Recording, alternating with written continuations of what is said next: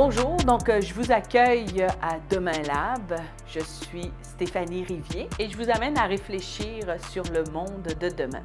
Parce que demain, c'est aujourd'hui qu'on le construit.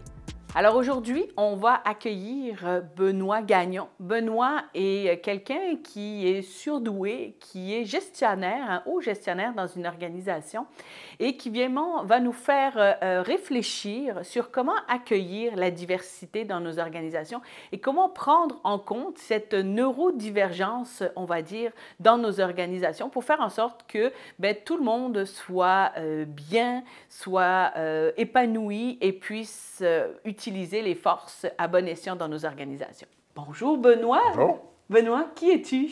En fait, je suis directeur principal cybersécurité chez KPMG.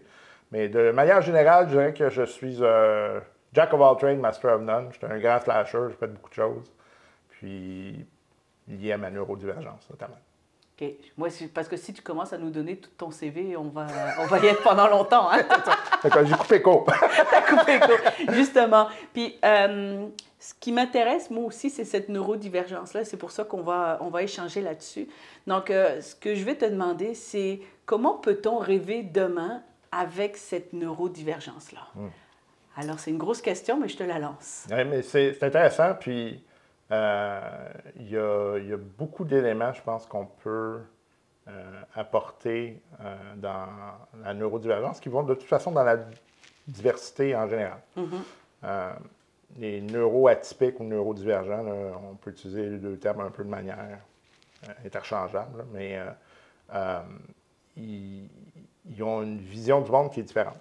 Puis, dans le fond, ça apporte à la diversité d'une organisation, d'une entreprise, peu importe. Et probablement que si on portait attention à leur mode de pensée, leur mode de fonctionnement, on serait capable d'avoir des organisations qui seraient beaucoup plus fortes, beaucoup plus résilientes, de la même manière que la diversité en général, si elle était plus prise en compte, plus intégrée, on arriverait avec des organisations beaucoup plus fortes et beaucoup plus résilientes. Là. Comment tu pourrais, puis juste pour expliquer un peu, quand on parle de neurodivergence, qu'est-ce que ça veut dire? Évidemment, je ne suis pas un spécialiste, là, tout d'abord. Non, mais je voudrais que tu vas nous parler de toi, là, parce que tu te qualifies de neurodivergent. Exact. Puis justement, qu'est-ce qui fait que tu viens nous présenter cette neurodivergence-là? Donc, moi, j'ai un diagnostic de surdouance, donc, et avec ce qu'on appelle un profil complexe. Donc, il y a deux types de profils au niveau de la surdouance, les laminaires, les complexes. Et donc, ce que ça m'amène comme défi au quotidien, c'est comme une pièce de monnaie, on a des deux côtés. Donc, on a une capacité de réflexion qui est souvent hors des normes. On est capable d'imaginer, de voir des choses, d'analyser des choses qui ne sont pas nécessairement dans les normes, mais de l'autre côté, ça crée toutes sortes d'autres enjeux qui sont liés notamment à la façon dont le cerveau est connecté. On a une connexion différente, on va dire ça comme ça, là, du cerveau, et ça amène des enjeux comme l'hypersensibilité, par exemple.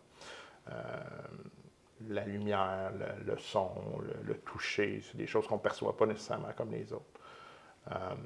On va avoir souvent de l'hyper-émotivité qui va venir avec. Et donc, moi, dans un rôle de gestionnaire, c'est un des éléments que j'ai dû travailler, notamment, pour être capable de mieux gérer cet aspect-là de ma personne, puis aussi de m'assurer que ça n'avait pas un impact sur les autres aussi, là, quand j'avais des enjeux en lien avec ça. Là. Puis c'est ça, toute cette neurodiversité dans le domaine de l'organisation. Puis tu parlais de la gestion. Qu'est-ce qui fait que justement cette neurodiversité, en tant que gestionnaire, ça a un impact ou pas, ou comment on fait pour le comprendre aussi? Oui. Moi, j'ai eu le parcours où j'étais déjà gestionnaire sans avoir mon diagnostic. Puis j'ai eu le diagnostic et puis là, ça a changé ma façon de gérer. Justement, toute la question de l'hyperémotivité, là, où, je devais, souvent j'avais tendance à être, utiliser le terme, sauter une coche, là, mais donc, parce que j'avais un trop-plein, puis il fallait que ça sortait de différentes façons. Des fois, ça pouvait être tout simplement qu'il fallait que je fasse des niaiseries sur le plancher. Ça va encore. Ça va encore, mais il y a des fois aussi, tu sais, c'était pas nécessairement toujours bien, là, tu sais, voire, je dirais, quasiment toxique pour certaines personnes. Donc, puis l'autre élément, c'est probablement l'élément que j'ai dû le plus travailler, c'est accepter de la différence. Donc, que moi, je suis différent, mais que aussi les autres ne pensent pas comme moi, puis c'est correct. Donc, pour moi, il y a des choses, par exemple, qui sont faciles, puis je ne comprenais pas pourquoi les autres n'étaient pas capables de livrer tel ou tel aspect. Puis pour moi, j'étais comme, ouais, fais ça, fais ça, fais ça. Je comprends pas qui comprend pas. C'est ça. Donc, déjà se poser cette question-là, est-ce qu'on est au même niveau? Est-ce qu'on a les mêmes codes? Est-ce qu'on se parle le même langage, essentiellement? Ouais, c'est ça. Puis avoir cette capacité de codage, décodage-là, c'est pas naturel, il faut le créer. Et donc, ça a été un des éléments sur lesquels j'ai travaillé beaucoup, c'est-à-dire, est-ce qu'on se comprend? Est-ce qu'on a les mêmes attentes? Est-ce qu'on est à la même place? Est-ce qu'on discute avec le même langage?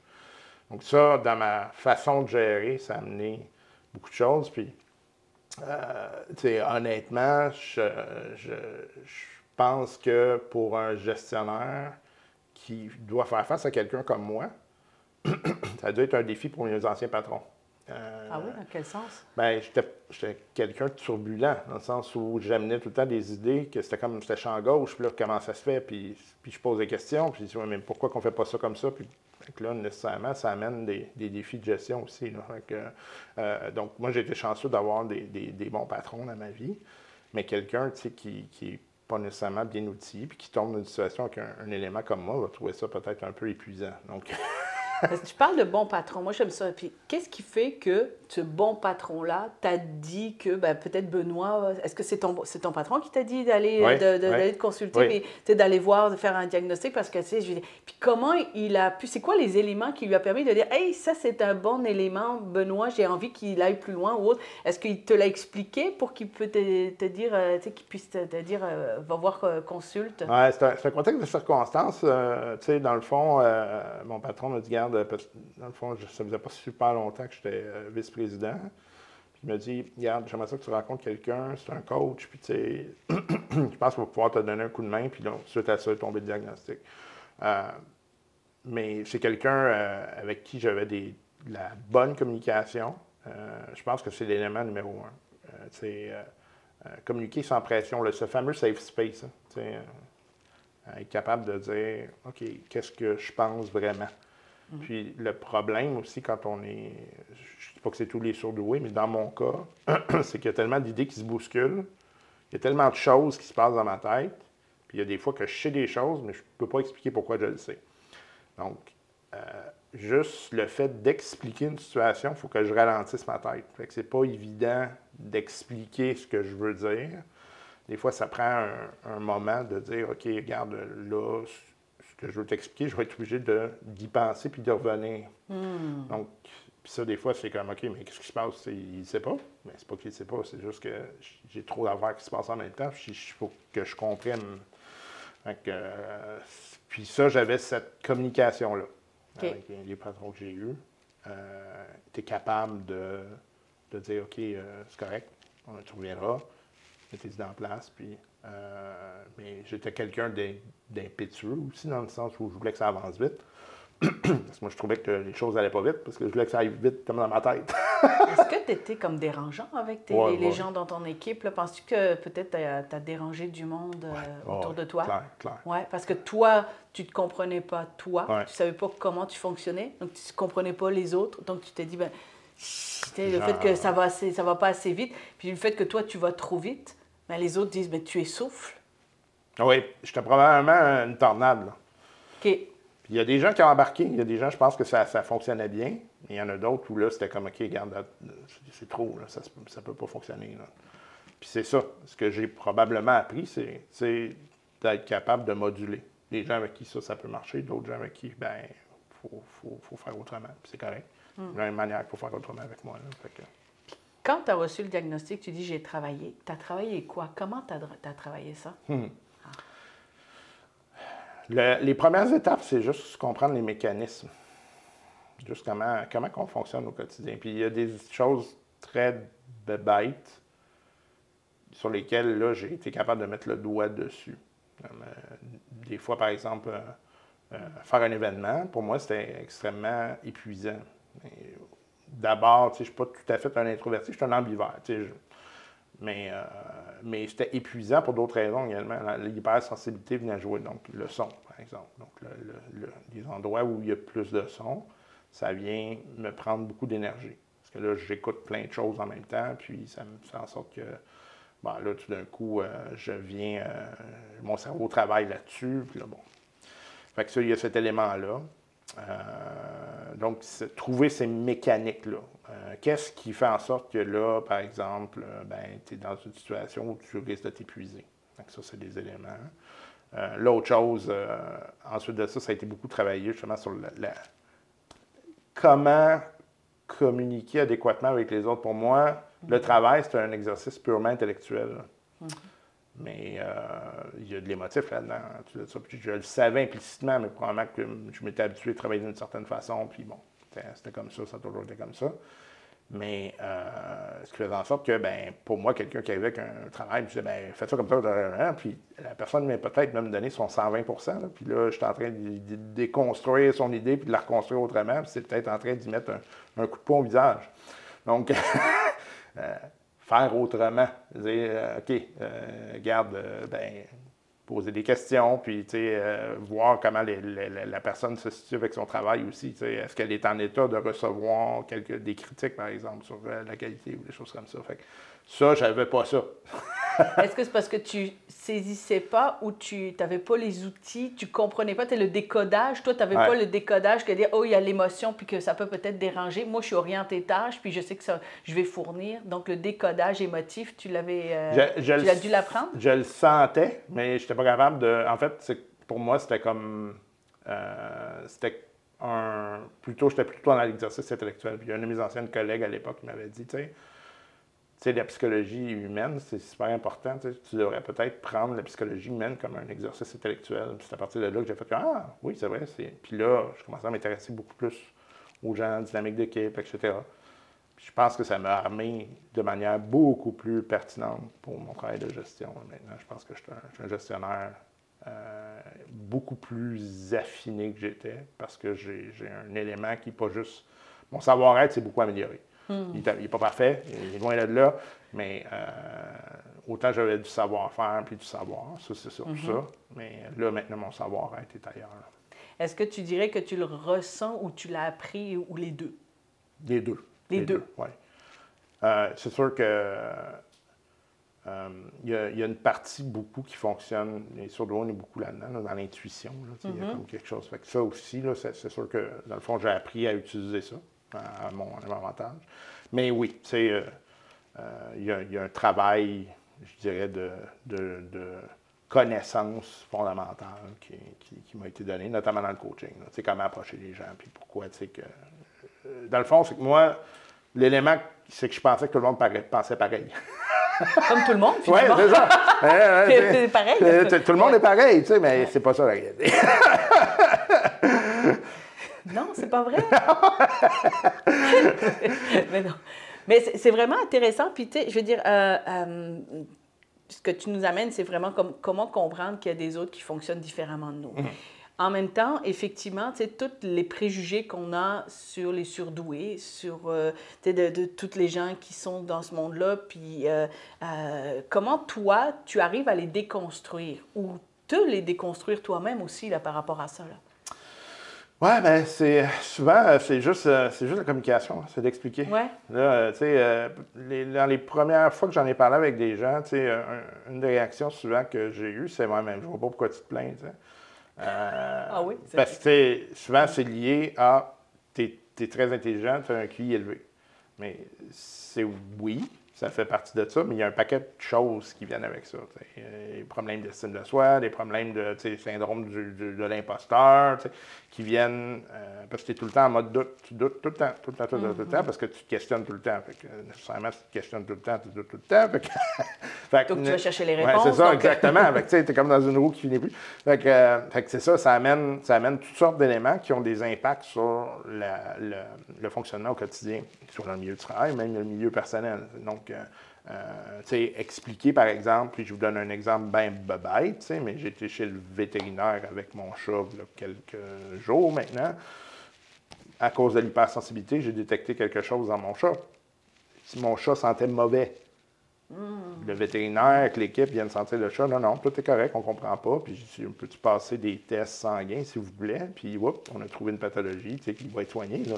Mais ça aurait pu être problématique. Mais ça, pour moi, des choses comme ça au quotidien, c'est des anecdotes qui expliquent pourquoi j'en arrive à ça. Je sens des choses que les autres ne sentent pas nécessairement. Je vois des choses que les gens ne voient pas nécessairement. J'entends des choses. Donc, ça fait en sorte que je ne joue pas sur le même tableau. On n'est pas, je vais dire comme ça, c'est que je ne joue pas sur la même patinoire. Une fois de temps en temps, je vais être là. Mais mes pratiques ne seront pas sans même. Puis comment on va faire en tant que gestionnaire ou en tant que faire partie d'une organisation pour te dire « Hey, Benoît, viens-t'en sur la même patinoire que nous ». Ça, c'est... Parce qu'il faut que tu joues sur la même patinoire si tu es dans une organisation. Effectivement. Dans le fond, là, c'est de canaliser. C'est de dire, OK, tu sais, une des grandes frustrations probablement que j'ai connues dans ma vie en tant que plus employé, c'est je n'étais pas capable de transmettre ce que je comprenais. Okay. Et là, ça passe par la communication, essentiellement. Donc, souvent, ça arrivait, je disais quelque chose qui était une bribe de ce que je voulais vraiment exprimer, puis là, les gens étaient comme, ben, OK. Puis là, ça restait là, tu sais. Okay. Puis là, plus tard, ben, il y avait quelque chose qui se manifestait, puis je disais, voyez-vous, c'est ce que je voulais dire. Donc, ouvrir la communication, puis donner le temps à la personne de s'exprimer. Ça, c'est un des éléments qui est... Puis j'ai eu la chance d'avoir des gens de la neurodiversité dans des équipes. Puis souvent, laisser le temps d'exprimer à la personne va amener une communication beaucoup plus intéressante pour cette personne-là. Donc, ce que tu conseilles, ce qu'on pourrait dire aussi aux gestionnaires qui pourraient être avec des neurodivergents, c'est toute cette capacité de donner du temps d'explication, la capacité de questionner. Capacité de questionner, d'écouter, l'écoute active, puis aussi de créer cette relation de confiance-là.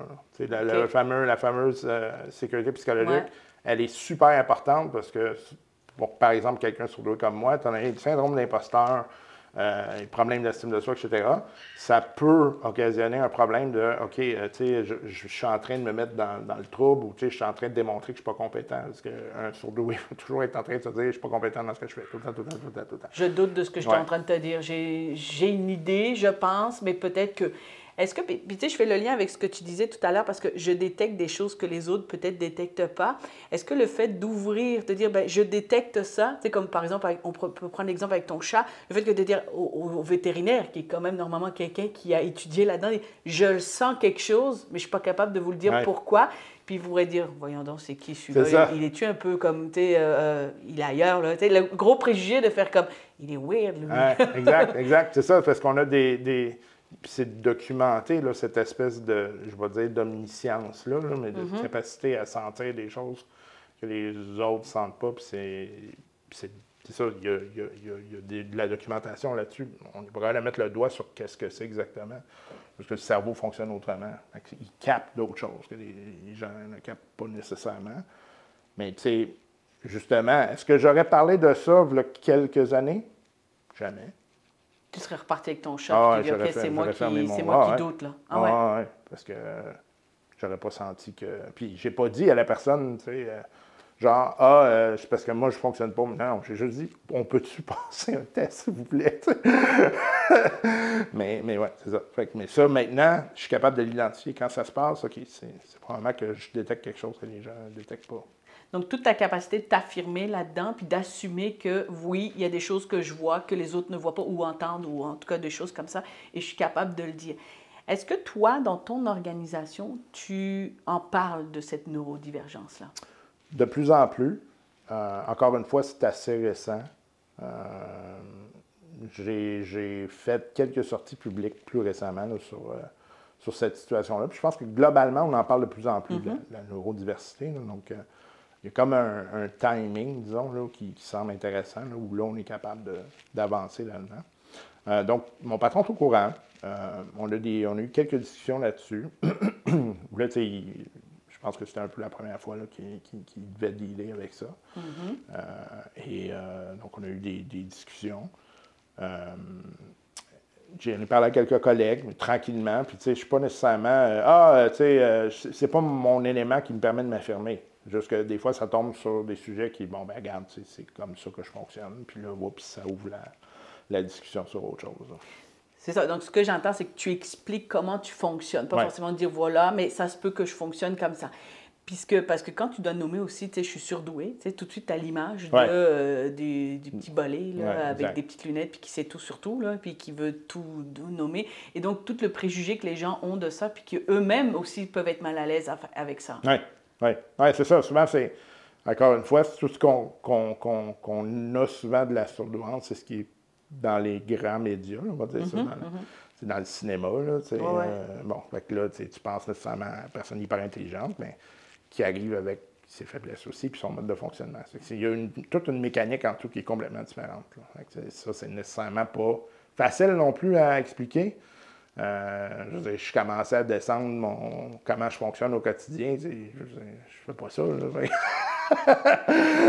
Non, mais au travail, si tu as géré une équipe, les collègues avec qui tu as géré aussi. Puis ce que j'entends dans ce que tu dis, c'est que non seulement tu es obligé d'expliquer comment tu fonctionnes, mais c'est comme si tu es obligé d'un peu de rassurer aussi les gens. Est-ce que tu as ça aussi? Vous inquiétez pas, j'ai aussi des doutes. Je ne suis pas correcte. Ouais. Puis ça, cette double casquette-là, comment tu la vis? Je pense qu'il faut juste être honnête. Tu sais, un truc dans mes carrières que j'ai appris, c'est que les gens, ils veulent pas les gens parfaits là, au quotidien. Ils veulent les gens honnêtes. Tu sais, si on est... Les gens parfaits, ça n'existe pas. Les gens honnêtes, par contre, ça, idéalement, ça existe le plus possible. Donc, tu sais, dire les choses, nommer les choses. Puis ça aussi, là, dans mon apprentissage de gestionnaire, c'est un des outils les plus puissants que j'ai utilisés. Dire les choses. Dire les choses? Ouais. Éviter les sous-entendus le plus possible. C'est là que le mémérage il commence, puis là, l'incompréhension, puis là, nommons les choses. Il y a des façons de le dire, mais il faut le faire. C'est pas facile. Non, c'est pas facile. Souvent, c'est des abcès qu'il faut crever, là, mais il faut nommer les choses. Après ça, c'est là qu'on travaille sur les solutions. Là. Puis, ce que tu m'échangeais aussi beaucoup, que maintenant, tu as appris aussi à demander comment ça va. Que tu commençais tes rencontres plus justement à demander comment vont les gens plutôt que la tâche. Oui. Parce que, encore une fois, étant donné que le travail, pour moi, c'est un élément, c'est un exercice intellectuel, les discussions tournaient plus autour de, ben OK, t'en es rendu où, qu'est-ce qui arrive, blablabla. Mais là, maintenant, j'ai tout coupé ça, puis quand j'ai des one-on-one, comment tu vas? Puis d'emblée, souvent les gens partent, puis ils commencent à dire, ben tu sais, non, c'est pas ça que je veux savoir. Le travail, je m'en fous. Là. C'est toi, comment tu vas? Qu'est-ce qui se passe? Tu sens-tu bien? Y a-tu de quoi là, qui te chicote? T'sais? Puis dans mon propre travail en tant que gestionnaire, je me suis rendu compte que ces discussions-là étaient bien plus riches que le travail sur la tâche puis les choses à réaliser. Parce que ça me permettait de donner du contexte. Comme j'ai une pensée très macro à la base, ça me nourrissait tout mon macro sur, OK, comment l'équipe elle va, puis comment elle va pouvoir livrer justement ces tâches-là. OK, j'aime ça. C'est bien plus intéressant sur le long terme. C'est sûr que, tu sais, les livrables, c'est ça, court terme, des fois, tu sais, je comprends. Mais si vous voulez agir de manière plus globale sur une organisation, comment les gens se sentent? C'est une toute petite question. J'aime ça que tu la mettes en toute petite question micro, parce que c'est dans le micro, mais c'est vraiment une question de base. C'est hyper important. Puis là, que tu la lis au macro, j'ai vraiment, moi, c'est sûr que... C'est le pouls de l'organisation. Tout le monde t'a dit qu'ils sont tous fatigués. Wow, c'est peut-être un enjeu. Là. Puis toi, est-ce que tu as dû travailler avec les réponses de ces questions-là ou tu te sens bien à l'aise avec les réponses de ça? Au début, c'était pas évident. Je savais pas quoi en faire. Ah, OK. C'est comme si on me donnait un cadeau, puis là, j'étais OK. C'est parce qu'on t'avait dit de le poser comme question? Est-ce que c'était mécanique ou tu t'es... Comme ça s'est fait organiquement. Après ces discussions-là, tu devrais t'intéresser peut-être plus aux gens puis de le voir comme un exercice intellectuel. Puis c'est ça. Au début, je me suis retrouvé avec ces boîtes-là, puis j'étais comme OK, je fais que ça, moi. Puis là, j'avais mes notes, puis je retourne dans les notes. Puis là, OK, mais là... Puis là, on dirait que mon esprit s'est allumé pour OK, mais c'est une vision macro là, que j'ai. Là. Je suis en train de construire une vision sur comment l'organisation va dans son aspect général. Là, à partir de là, ça a été comme, OK, ben là, je vais alimenter cette machine-là. Puis, fait que pour moi, c'est un outil fondamental. Là. Surtout que puis c'est une des faiblesses que j'ai, je ne suis pas un gars opérationnel, zéro. J'ai toujours dit qu'en opérationnel, là, je suis vraiment pas bon. Moi, je suis un gars d'idées, de vision, de long terme, de macro. Donc, pour moi, je suis tombé dans ma zone de confort. Là. Puis, toute cette neurodiversité, c'est quoi les forces que tu as maintenant dans ta gestion? Justement, faire attention à la diversité en général. Puis j'ai créé des équipes diversifiées. Ça a été vraiment une des plus grosses... les plus gros succès de ma carrière, c'est ça. C'est d'avoir créé des équipes très diversifiées, avec des gens qui venaient de différents horizons. Puis je me suis rendu compte qu'on avait une équipe extraordinaire. À un moment donné, j'ai comme pris pas de recul, là, puis dire, aïe, on a des gens qui viennent de partout à travers le monde. Puis, on a une équipe qui était une des meilleures équipes qu'on avait dans l'organisation.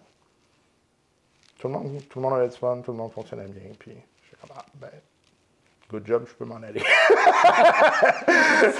Ça, c'est l'enjeu aussi, effectivement, que tu mentionnais, que tu t'ennuies très vite. Oui, ça, c'est un enjeu, effectivement. Moi, j'aimerais ça parce qu'effectivement, tu sais, les gens qui sont face à des neurodivergents comme toi ou qui sont des gestionnaires, tu sais, comme toi, qui pourraient dire aussi, ben je m'ennuie vite. Ça, c'est un des facteurs aussi dans la neurodivergence que tu nommes la surdouance. Hein? Oui, ça, c'est un des éléments.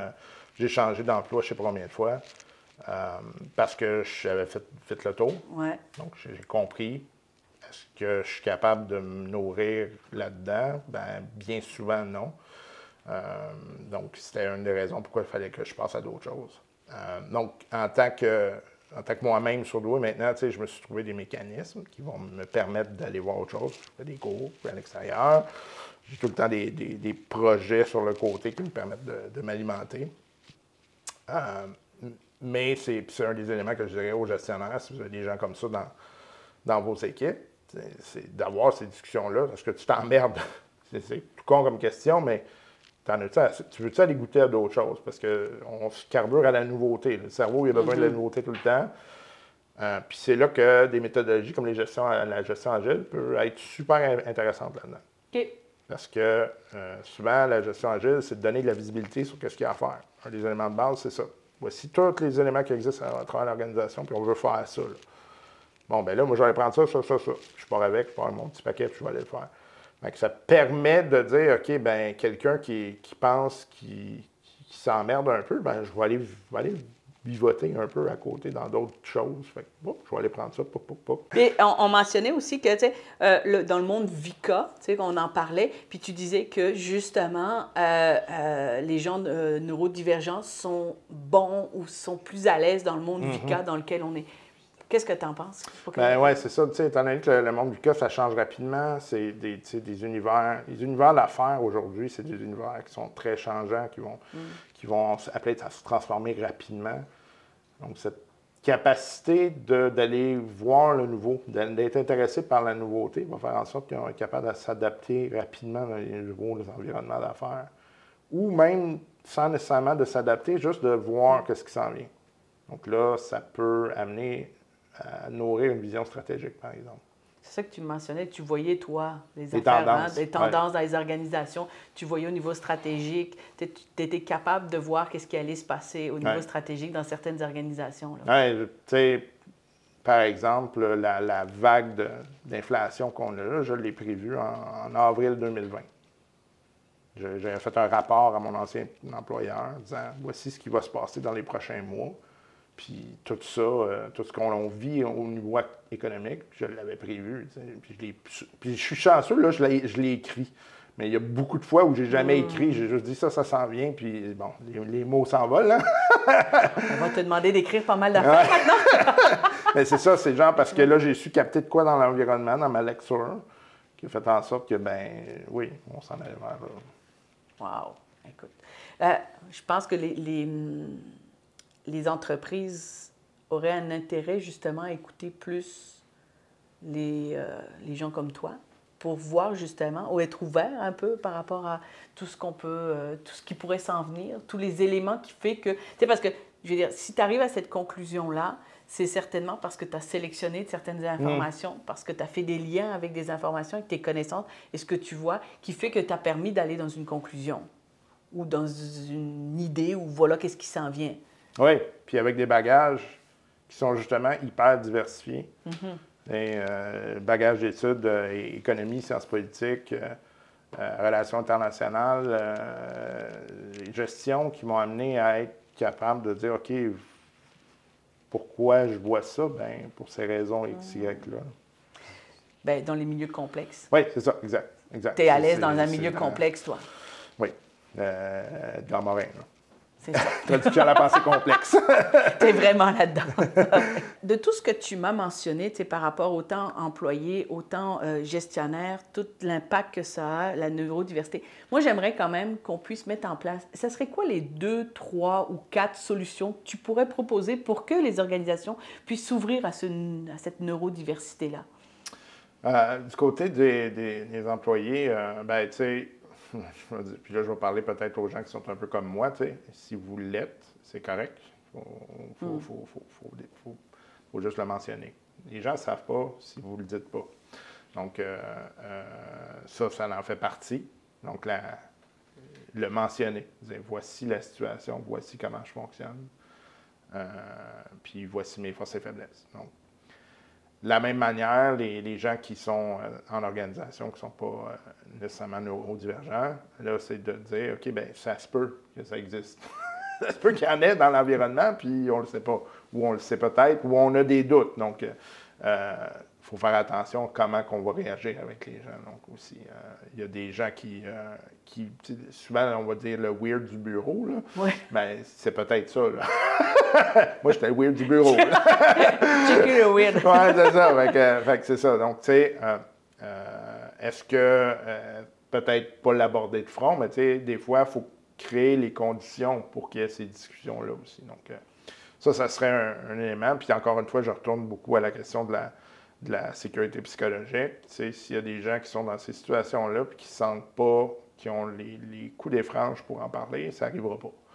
Donc, il faut avoir ces conditions-là pour avoir ces discussions-là. Puis là, on tombe un peu plus dans le travail aussi du gestionnaire. Il faut préparer l'environnement pour des gens comme ça.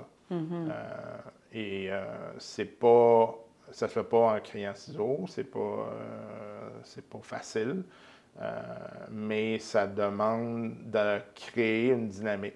Et ces dynamiques d'équipe-là, il faut se sortir un peu des schèmes traditionnels de gestion, on va dire ça comme ça.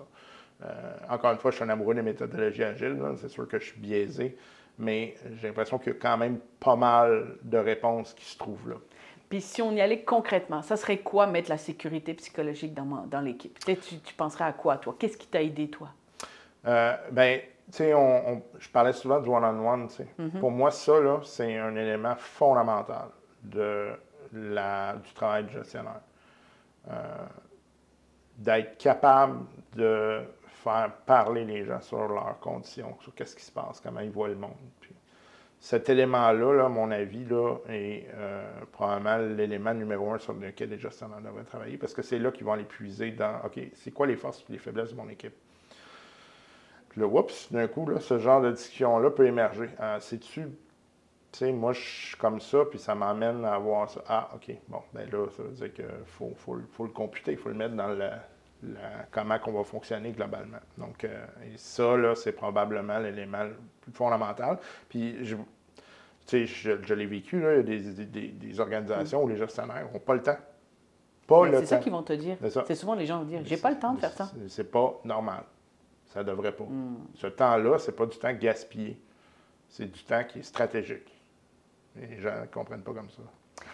Bien, ce que tu dis, puis tu sais, j'y crois aussi, toute la capacité, en gros, ce que tu reviens, c'est la capacité d'écoute, la capacité d'être présent à l'autre, la capacité d'essayer de comprendre l'autre. Donc, tu sais, toute l'empathie qui vient avec l'écoute. Tu sais, c'est tout ce qu'on appelle listen and coach, là, c'est vraiment ça maintenant. Donc, c'est toute cette capacité-là, relationnelle, communicationnelle, qui fait que tu amènes une sécurité psychologique. Ce que j'entends aussi dans ce que tu dis, oui à ça, mais pour toi, ce qui t'aide aussi en tant que gestionnaire, c'est toute cette capacité d'aller dans cette écoute empathie, questionner, comprendre l'autre. Et c'est qui va t'aider dans ton macro. C'est ça, moi aussi, que je trouve que le lien qui est vraiment très intéressant. Forme-toi à toute l'écoute, tous les questionnements, tout le feedback, toute la capacité à mettre la sécurité psychologique que tu dis, mais aussi toute la capacité à faire le lien avec le macro pour que tu comprennes qu'est-ce qui se passe. C'est ça. T'sais, dans le fond, c'est d'avoir... Le gestionnaire, c'est un jardinier. Mais là, si tu fais juste regarder quelques plants, tu ne vois pas l'état de ton jardin au grand complet. Fait que le but, c'est de regarder comment ton jardin il se porte au total, parce que ça se pourrait qu'il y ait une maladie qui est en train de se promener quelque part dans le jardin. Puis là, ça va attaquer tes rosiers. Là. Tu ne veux pas ça. Donc, il faut être capable d'avoir cette vision macro-là pour s'assurer d'avoir un jardin qui soit en santé. Mais moi, j'aime beaucoup la métaphore justement du jardin, puis j'y crois. Puis on serait plus dans la permaculture, là, toute la notion de permaculture où on mélange les plantes pour qu'elles soient en santé par rapport à ça. Donc, on va rester avec cette métaphore du jardin. On va pratiquer notre jardin. Ouais, voilà. Merci beaucoup, Benoît. Merci.